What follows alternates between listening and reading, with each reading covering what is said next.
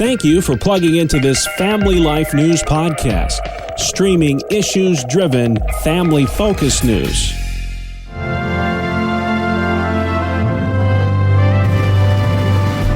Measuring the ongoing impact of the COVID lockdowns on churches and learning the lessons of the pandemic era.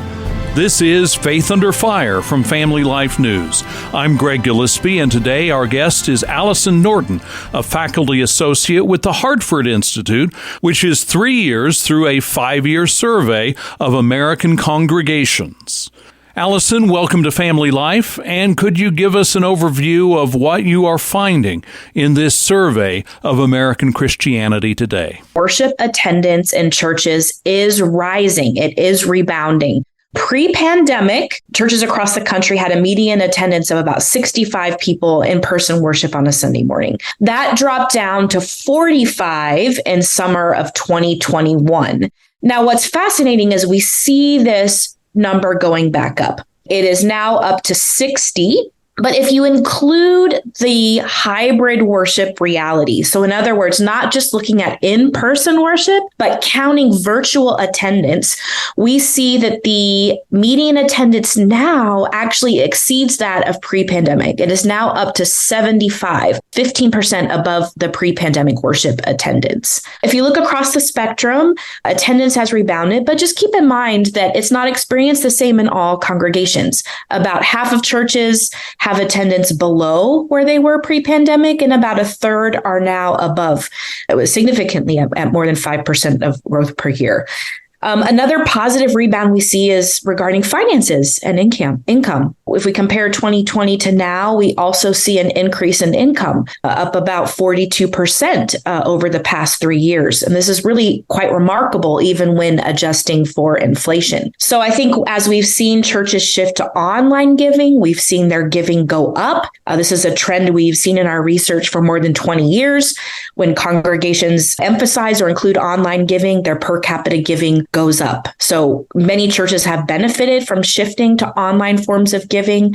And we also see churches that have postponed capital campaigns or fundraising efforts, now launching those efforts, and of course then seeing higher giving now compared to pre-pandemic.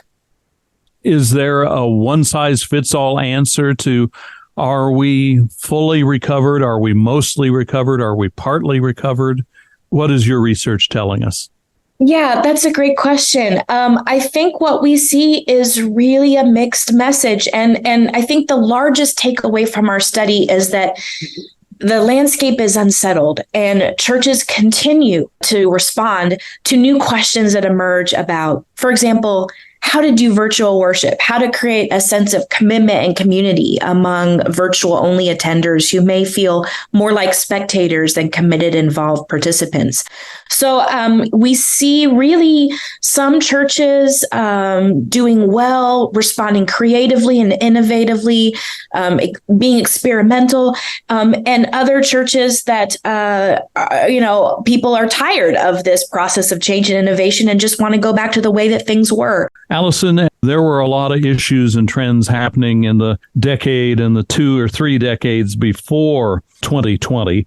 Do some of those same issues and challenges, are we getting back to addressing those, or were some of those troubles interrupted by the reaction to all the things that were happening in the COVID era? Well, Greg, our research shows that those challenges and obstacles that congregations faced before that pandemic largely continue to persist. The declining size, declining attendance, aging membership, aging leaders, less appeal to younger generation.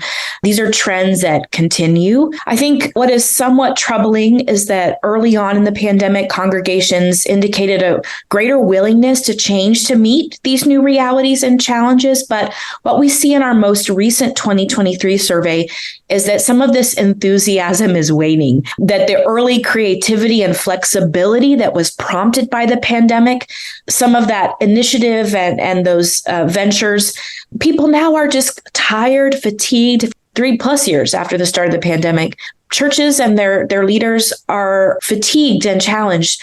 But at the same time, we do see some hopeful stories out of this. We see that churches have embraced tech in new ways, new and creative ways.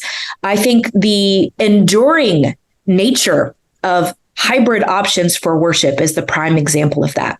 Prior to the pandemic, only 20% of congregations offered an online streaming option. Today, more than 70% of congregations across the nation are offering hybrid worship. In other words, some combination of in-person and online virtual participation. This is really astounding. And when we ask these churches, do you plan to continue offering online worship or hybrid worship 5 years in the future? The vast majority agree that this is here to stay. And I think this is an exciting opportunity to ask new questions about what does it mean? What are ways to encourage people in the virtual space to see this church as a home community, as a place for connection and a place to be involved beyond simply observing the live stream or the Sunday morning worship service? Allison Norton, our guest today on Family Life, talking about research that will continue for the next 2 years about how churches are bouncing back from COVID. Check out our news podcast page for links to their research and reports. This is Faith Under Fire from Family Life News. I'm Greg Gillespie.